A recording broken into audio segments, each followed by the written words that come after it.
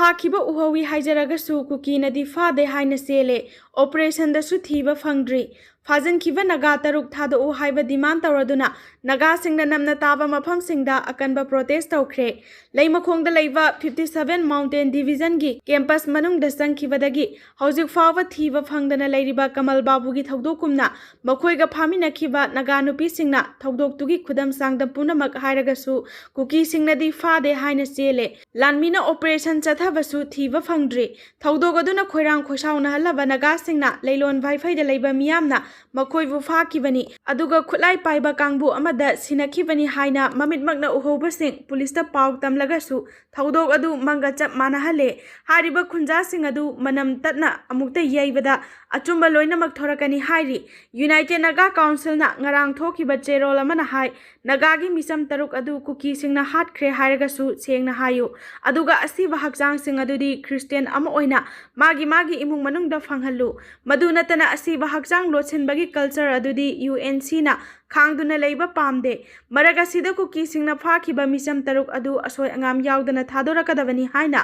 Demand तौरदुना नगा सिंगना नमना खुंदाबा मफम पुमनमक्ता ngasi wakat mi famduna asaubu protest pangthokre Tamenglong None Chandel Senapati amasung Ukhrul district ta masing yamlaba miyamna protest rally ama pangthokhi rally sing adu da tiliba miyam adu makoi ing tapna leiba pami Manipur lengakna nagagi miyoi taruk adubu asoi angam amata yahondana thadok hangadabani haiba wafam phongdoknakhi protest asi Kanglatombi Kaithel dasu yamna chauna pangthokhi Liangmai Puinaga Ruangdi Manipurna Kaubru Range Liangmai Women Union ga punna sinduna mafam adu da yamna chaw wakat mi pham amasung human chain semduna mioi ani edugi punsi kanbinaba Manipur lenga ki pungning singsinki protest aduda maitai tangkhul Nepali amasung tongan ba phurup kayagi misam miyam su saruk yakhi amaromda tha sigi taraga humdoida kuki singna fajin khiba naga taruk hojik fawa thadoktana lairiba sida lengakna karigi tumina leisilibano haina liangmai puinaga ruangdi Imphal unit ki secretary C H Risiu charangna maina hanglakli ngasi Imphal East district ki New Sekol da leiba tribal market ta Naga Women Union gi mityeng makhada Rongmai Naga Loop Phawan Manipur Imphal Luang Rian for all Naga committee na silaga pangthokpa wakat mifam da wafam asi mahakna phongdokhibani wakat mifam adu da mahakna makhata na hai kuki singna naga gi miyoi taruk phajelaga thamkiba numit tare ni faraklabasu makhoi sing adu hojik kadai da leibage hinglibra natraga sikrabra haibagi asengba langla langjin amata khanghandana leiri phajelaga thamliba miyoi taruk asi thadokriba fawa lamdam asida khundaminariba yelhau misingna makhal makha kyagi khongjang changsilakani haina phongdokhi Maraksida Tamenglong district laiba Jeme Liangmai Rongmai amadi Inpuigi apunba nupi singi Loop Joint Tribal Women Association of Tamenglong nasu ngasi Tamenglong district headquarters ta laiba Jadonang Park ta wakat mifam chathakre Kukizo singna tariba Ukhrul district ki mafam singda unauthorized oiba drone amadi passenger puba chopper sing pairabadi kaptharagani kuki volunteer Ukhrul district ki Kukizo singna tariba mafam singda unauthorized oiba drone paiba amadi passenger puba chopper sing phauduna pairaklabadi khulai ama hekta sizinaduna kaptharagani haina media cell village volunteer Ukhrul gamkaina mari leinaba singda khangan khibaga loinana akanba warning tawkhre media cell volunteer Ukhrul gamkai gi cherol amana hai tha asigi taragani pan amadi ngarang mongko chepu gi area da unauthorized oiba drone paisilaktuna khulsingi aron athup khangdoknaba hotnabagi khudam phangle hariba drone adu sikibung amadi sarkapung village tagi pairakpa oigani haibagi thajaba lei maram aduna makha tana unauthorized oiba drone paidana basu cherol adu da khangalakli amaromda Imphal Ukhrul passenger puba chopper paiba matamda kuki khul singi mathakta nemna pariba adu tokadabani amadi tangkhul naga singi area space ta paigadabani karigumba kuki zo singi air space ta passenger chopper na nemna paraklabadi khulai ama hekta sizinaduna chopper adu busu kapthagani haina village volunteer singna akanba poktak pi khre hairi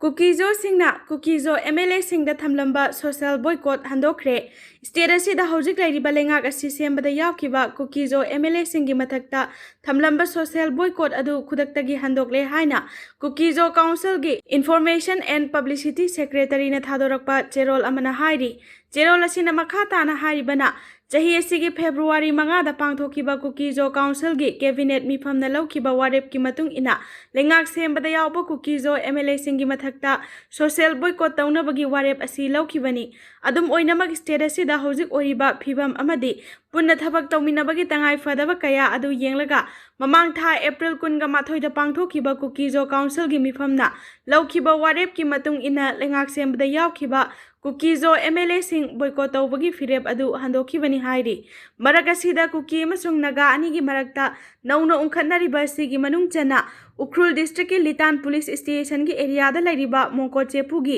ꯖꯨꯔꯤꯁꯗꯤꯛꯁꯟꯗ drone ꯄꯥꯏꯕ ꯈꯨꯗꯛꯇ ꯊꯤꯡꯈ꯭ꯔꯦ꯫ ꯀꯅꯥꯒꯨꯝꯕꯁꯤꯡꯅ ꯑꯟꯑꯣꯊꯣꯔꯥꯏꯖ ꯑꯣꯏꯕ ꯃꯑꯣꯡꯗ ꯀꯨꯀꯤ ꯖꯣ ꯚꯤꯂꯦꯖꯁꯤꯡꯒꯤ ꯖꯨꯔꯤꯁꯗꯤꯛꯁꯟꯗ drone ꯄꯥꯏꯕ ꯊꯦꯡꯅꯔꯕꯗꯤ ꯍꯥꯏꯔꯤꯕ ꯗ꯭ꯔꯣꯟꯁꯤꯡ ꯑꯗꯨ ꯀꯥꯞꯊꯒꯅꯤ ꯍꯥꯏꯅ village volunteer Ukhrul ꯒꯝꯀꯥꯏꯅ ꯊꯥꯗꯣꯔꯛꯄ ꯆꯦꯔꯣꯜ ꯑꯃꯅ ꯍꯥꯏꯔꯤ꯫ ꯅꯥꯒꯥꯂꯦꯟꯗꯒꯤ ꯑꯀꯣꯏꯕꯗꯁꯨ ꯀꯨꯀꯤ ꯇꯦꯔꯣꯔꯤꯁꯁꯤꯡꯅ ꯀ꯭ꯔꯤꯃꯤꯅꯦꯜ ꯑꯃꯁꯨꯡ ꯚꯥꯏꯑꯣꯂꯦꯟꯁꯀꯤ ꯊꯕꯛ ꯃꯇꯝ ꯁꯥꯡꯅ ꯆꯠꯊꯗꯨꯅ ꯂꯥꯛꯂꯦ꯫ FGN ꯅꯥꯒꯥꯂꯦꯟꯗꯒꯤ ꯈꯥ ꯊꯪꯕ ꯁꯔꯨꯛ ꯑꯃꯁꯨꯡ ꯁ꯭ꯇꯦꯠ ꯑꯁꯤꯒꯤ ꯑꯀꯣꯏꯕꯗ ꯀꯨꯀꯤ ꯇꯦꯔꯣꯔꯤꯁꯁꯤꯡꯅ ꯀ꯭ꯔꯤꯃꯤꯅꯦꯜ ꯑꯃꯁꯨꯡ ꯚꯥꯏꯑꯣꯂꯦꯟꯁ ꯑꯣꯏꯕ ꯊꯕꯛ ꯊꯧꯑꯣꯡꯁꯤꯡ ꯃꯇꯝ ꯁꯥꯡꯅ ꯆꯠꯊꯗꯨꯅ ꯁꯥꯟꯇꯤ ꯑꯃꯁꯨꯡ ꯇꯪꯗꯨ ꯂꯩꯇꯥꯕꯁꯤꯡ ꯊꯨꯒꯥꯏꯔꯦ ꯍꯥꯏꯅ ꯐꯦꯗꯔꯦꯜ ꯒꯚꯔꯟꯃꯦꯟꯠ ꯑꯣꯐ ꯅꯥꯒꯥꯂꯦꯟꯗ FGNꯅ ꯑꯀꯟꯕ ꯋꯥꯐꯝ ꯀꯌꯥ ꯊꯝꯂꯛꯂꯤ꯫ FGNꯒꯤ ꯃꯤꯅꯤꯁꯇ꯭ꯔꯤ ꯑꯣꯐ ꯔꯥꯂꯤꯋꯥꯂꯤ ꯏꯟꯐꯣꯔꯃꯦꯁꯟ ꯑꯦꯟড ꯄꯕ꯭ꯂꯤꯁꯤꯇꯤꯅ ꯊꯣꯛꯈꯤꯕ ꯅꯣꯇꯤꯐꯤꯀꯦꯁꯟ ꯑꯃꯗ ꯀꯨꯀꯤ ꯑꯥꯔꯝ ꯒ꯭ꯔꯨꯞ ꯑꯁꯤꯅ ꯆꯠꯊꯔꯛꯂꯤꯕ ꯊꯧꯑꯣꯡ ꯑꯁꯤ ꯃꯤꯑꯣꯏꯕꯅ ꯈꯥꯡꯕ ꯉꯝꯕꯒꯤ ꯄꯟꯈꯩ ꯋꯥꯡꯃ ꯍꯦꯟꯖꯤꯜꯂꯛꯂꯦ꯫ ꯃꯔꯝ ꯑꯁꯤꯅ FGNꯅ ꯀꯨꯀꯤ ꯑꯥꯔꯝ ꯒ꯭ꯔꯨꯞꯁꯤꯡꯒꯤ ꯃꯊꯛꯇ ꯋꯥꯈꯜ ꯃꯥꯟꯅꯕ ꯃꯤꯑꯣꯏꯁꯤꯡ ꯑꯃꯁꯨꯡ ꯅꯦꯁꯟꯁꯤꯡꯒ ꯂꯣꯏꯅꯅ ꯑꯦꯛꯁꯟ ꯆꯠꯊꯕ ꯍꯧꯔꯒꯅꯤ ꯍꯥꯏꯔꯤ꯫ ꯅꯥꯒꯥꯂꯦꯟ ꯍꯥꯏꯕꯁꯤ ꯅꯥꯒꯥ ꯏꯄꯥ ꯏꯄꯨꯅ ꯊꯝꯕꯤꯔꯝꯕ ꯂꯝꯅꯤ꯫ ꯌꯦꯍꯖꯥꯕꯣ ꯀꯟꯁꯇꯤꯇ꯭ꯌꯨꯁꯟ ꯑꯣꯐ ꯅꯥꯒꯥꯂꯦꯟꯗꯒꯤ ꯑꯥꯔꯇꯤꯀꯜ 10ꯒꯤ ꯃꯇꯨꯡ ꯏꯟꯅ ꯅꯥꯒꯥꯒꯤ ꯏꯅ ꯄꯣꯛꯄꯁꯤꯡ ꯅꯥꯒꯥꯂꯦꯟꯗꯒꯤ ꯑꯁꯦꯡꯕ ꯁꯤꯇꯤꯖꯦꯟꯁꯤꯡꯅꯤ ꯍꯥꯏꯔꯗꯨꯅ ꯀꯨꯀꯤ ꯇ꯭ꯔꯥꯏꯕ ꯌꯨꯅꯤꯌꯟ KTUꯒꯤ ꯃꯦꯝꯕꯔꯁꯤꯡ ꯑꯃꯗꯤ ꯅꯟ ꯅꯥꯒꯥ ꯀꯝꯃ꯭ꯌꯨꯅꯤꯇꯤꯁꯤꯡ ꯌꯦꯍꯖꯥꯕꯣꯒꯤ ꯃꯇꯨꯡ ꯏꯟꯅ ꯃꯈꯣꯏꯁꯤꯡ ꯑꯁꯤꯕꯨ ꯏꯆꯤꯜ ꯏꯅꯥꯎꯅꯤ ꯈꯟꯗꯨꯅ ꯅꯥꯒꯥꯂꯦꯟꯗ ꯁꯤꯇꯤꯖꯦꯟ ꯑꯣꯏꯅ ꯅꯨꯡꯁꯤ ꯆꯥꯟꯅꯅ ꯏꯪ ꯇꯞꯅ ꯍꯤꯡꯃꯤꯟꯅꯗꯨꯅ ꯂꯥꯛꯈꯤꯕꯅꯤ꯫ ꯅꯥꯒꯥ ꯅꯦꯁꯅꯦꯜ ꯀꯥꯎꯟꯁꯤꯜ NNC ꯑꯃꯁꯨꯡ FGN ꯅꯠꯇꯅ FGN ꯑꯇꯣꯞꯄ ꯒ꯭ꯔꯨꯞ ꯅꯠꯇ꯭ꯔꯒ ꯃꯤꯑꯣꯏꯁꯤꯡꯅ ꯃꯁꯛ ꯈꯪꯗꯦ ꯍꯥꯏꯔꯤ꯫ ꯂꯝꯗꯝ ꯑꯁꯤꯗ ꯂꯩꯔꯤꯕ ꯏꯂꯤꯒꯦꯜ ꯏꯃꯤꯒ꯭ꯔꯦꯟꯠꯁꯤꯡ, ꯔꯤꯐ꯭ꯌꯨꯖꯤꯁꯤꯡ ꯑꯃꯁꯨꯡ ꯑꯥꯔꯝ ꯇꯦꯔꯣꯔꯤꯁꯠꯁꯤꯡ ꯑꯁꯤꯅ ꯅꯥꯒꯥꯁꯤꯡ ꯑꯃꯁꯨꯡ ꯈꯨꯟꯗꯥꯃꯤꯟꯅꯔꯤꯕ ꯌꯦꯜꯍꯧ ꯐꯨꯔꯨꯞꯁꯤꯡꯒꯤ ꯅꯣꯔꯃꯦꯜ ꯂꯥꯏꯐꯁꯤꯡꯗ ꯗꯤꯁꯇꯔꯕ ꯇꯧꯗꯨꯅ ꯂꯥꯛꯂꯤ ꯍꯥꯏꯔꯗꯨꯅ ꯔꯤꯖꯟ ꯑꯁꯤꯗ ꯂꯩꯕ ꯅꯥꯒꯥ ꯑꯃꯁꯨꯡ ꯀꯝꯃ꯭ꯌꯨꯅꯤꯇꯤꯁꯤꯡꯅ ꯑꯃꯠꯇ ꯑꯣꯏꯅ ꯂꯦꯞꯇꯨꯅ ꯃꯈꯣꯏꯒꯤ ꯏꯔꯝꯗꯝ ꯑꯁꯤ ꯅꯦꯁꯟ ꯑꯃꯒꯨꯝ ꯀꯟꯅꯅꯕ ꯍꯣꯠꯅꯃꯤꯟꯅꯁꯤ ꯍꯥꯏꯅ ꯐꯣꯡꯗꯣꯔꯛꯂꯤ꯫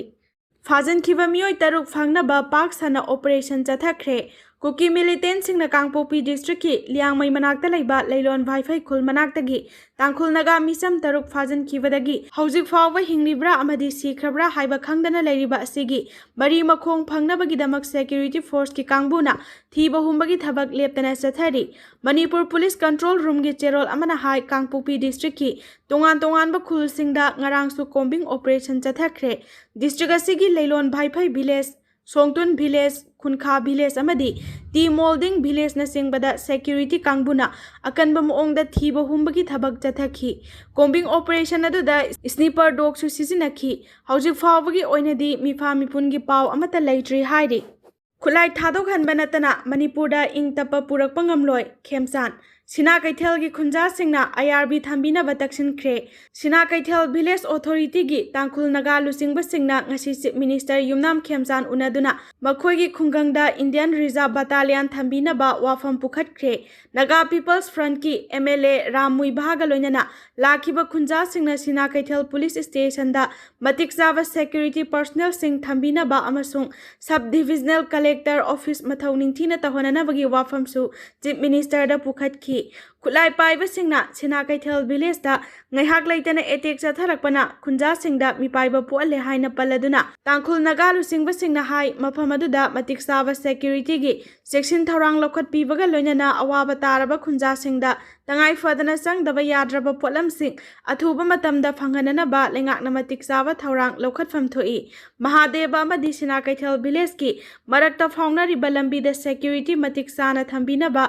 ꯆꯤꯞ ꯃꯤꯅꯤꯁꯇꯔꯗ ꯇꯛꯁꯤꯜꯂꯗꯨꯅ भिलेज ऑथोरिटी ना हाई खुंगंग सिंगी खुदोंग चानबगी दमक अना लायेंगा मरी लेनबा फैसिलिटी सिंग मपुंग फाना फंगनगदबनी भिलेज ऑथोरिटी की वाफम तारबा मतुंगदा चीफ मिनिस्टर ना हाईखी हौजिक की ओइना ख्वाइदगी मथौ तारिबसी स्टेट असिगी मफम पुमनमक्ता लैरिबा खुलाई पाइबसिंग अथुबा मतमदा खुलाई थादोक हननबा होटनबदुनी लोन यादबा मओंगदा पारिबा खुलाई सिंग खुमगतलबा मतमदा इंग तपा फिबम हंजिलकनी फुरुप खुदिंगमक्की लुसिंगबसिंगना मखोय मखोयगी नहारोल सिंगबु हिंसागी लंबिदा सतनबा अमसुंग इंग तपा फिबम हंजिलहननबा होटनबदा मरु ओइबा थौदांग लहोननबगी तंगाई फदबा लೈ हाइखी थाव फंगलरोय हाइना पेनिक बाइंग तौदुना युमदा थाव थमजिनबगी हैनबी थादोकपियु थाव फंगलरोय हाइदुना पेनिक बाइंग तौदुना युमदा थाव थमजिनबगी हैनबी थादोकपियु नुमित खरनी सिगी मनुंगदा मियामदा ओपन सेल ओइना थाव फंगलगनी हाइना पेट्रोलियम डीलर्स फेटर्निटी मणिपुरना मियामदा अपील तौरकली हिरमसिगा मरी लेनना ngasi प्रेस क्लब की थांगजिंग हॉलदा पांगथोखिबा पावगी मिफम अमदा पेट्रोलियम डीलर्स फर्टिनिटी मणिपुर की वांगांगलोय लाइसम जोगेंद्रोना हाइखिबदा हौजिक मणिपुरदा पेट्रोल अमसुंग डीजल मरांग काइना मियामदा फंगनबा ngamdabagi क्राइसिस अमा थोकलिबसी मरु ओइना एप्रिल की अनीसुब चयोलदगी हौरगा ऑयल डिपोदगी ऑयल पंप सिंगदा सप्लाई तौरिबा सांग असि हंथरकपा ऑयल कंपनी अमसुंग लेंगाकी माइकैदगी तौबा याबा यादबा खरा थमलखिबदगिनी ममांगदगी ऑयल पंप सिंगदा नुमित मरी मंगानी मथौ ताबा सांग अदु से ककपगा पिरमी अदुबु हौजिकति खुदम ओइना किलोलीटर कुनगी से ककपदा किलोलीटर 15 पीबा किलोलीटर 10 ककपदा किलोलीटर 8 कुंबगी सांगदा थादोरकली हारिबा थौंग असिना मणिपुर खक्तगी नतना इंडिया की स्टेट खुदिंगमक्ता खुदोंग चादबा कया मायोकनरी मसीना मरम ओइरगा नुमित खुदिंगी थोंग हांगदुना सर्विस तौरंबा पेट्रोल पंप खरादी स्टॉक तत्खिदुना ऑयल पंप थोंग लोनसेनबा फावबा यावरे क्राइसिस असिगी ख्वाइदगी मरु ओइबा मरमदी स्ट्रेट ऑफ हॉर्मुजदा हौजिक ईरान अमसुंग अमेरिका अनिगी मरक्ता लान चथनबा सिना मालेमगी ओइना क्रूड ऑयल पुथोक पुसिन तौबदा अपनबा लैबननी अदुबु नोंगमनिनी असिदा नॉर्मल तारगनी हाइखी याइफा थौरांगी स्कीम कया लೈ हाइबसी एमएलए सिंगना भोट मया खक्तदा मियामदा खंगलकपगुम तौरी महेश्वर चाही मरी मखाइरोम मियामगी पिथरकपा मखल क्यागी स्कीम अमदी कानबसिंग यौहंदबा मखै फम कोंदुना लग्जरी लाइफता लैरुरबा एमएलए सिंग स्कीम सिंग असि लೈ हाइदुना मिखल मयादा खक मियामदा खंगनबगुम तौई हाइना आरपीआईए गी नेशनल सेक्रेटरी महेश्वर थौनाउजमना फोंदोखरे वाफम असि ngasi महेश्वर थौनाउजमगी मिटिंग मखादा composite regional centre Imphal PMDK Imphal का खुसमनदुना कैसामथोंग वार्ड नंबर 9 दा हौदोखिबा आरबीवाई सीनियर सिटीजनशिप अमदी एडीपीआई डिसेबल स्कीम की मखादा कैसामपाट कैसाम लेकाय कम्युनिटी हॉल दा पांगथोकपा असेसमेंट कैंप प्रोग्राम गा मरी लेनना महाकना फोंदोखिबनी प्रोग्राम असिदा आरबीवाई अमदी एडीएपी स्कीम की मखादा चाही निफुगी मथक्ता लैबा मियोइसिंग लेमना मिट की स्क्रीनिंग चथखी लोइनना चाही यामलबा अहल कया मखल मखा क्यागी अना लायेंग चथखी अमदी लेमना हिदाक लांगथक्सु पीखी थौरमगा मरी लेनना महेश्वर थौनाउजमना मखा तारदुना हाय नुपी अंगांग अमदी अहलसिंगी ओइबा करी करमबा लेंगाकी स्कीम लैरी अमदी करमना मियामदा कानबसिंग असि फंगनगदगे हाइबसी लैरिबा कॉन्स्टिट्युएंसी अदुगी एमएलए सिंगी मथौनी मिहुत अमा ओइबगी मसागी मथौदांग पांगथोकपगी महुत्ता मियामदा उच्चाइबा मिखलदा मियामबु पैसाना लैगे खनबा असि लाइबक थीबनी हाइरिबा मिहुत सिंग असिदगी मियामना सेक्शनबा मथौ ताइ सेंटर अमदी स्टेट लेंगाकी मखादा मिरोनबी नुपी यावना पिकलिबा अंगांग सिंग अमदी अहल ओइरबा सिंगदा पीरिबा मखल कयागी बेनिफिट स्कीम असि मियामदा मतम चाना यौहनबा तंगाइ फदे महाकी माइकैदगी अंगंबा थाकता होटनदुना मखा ताना कैसामपाट एसीगी मनुंगदा असेसमेंट प्रोग्राम असि पांगथोकनी हाइना मखा ताना फोंदोखी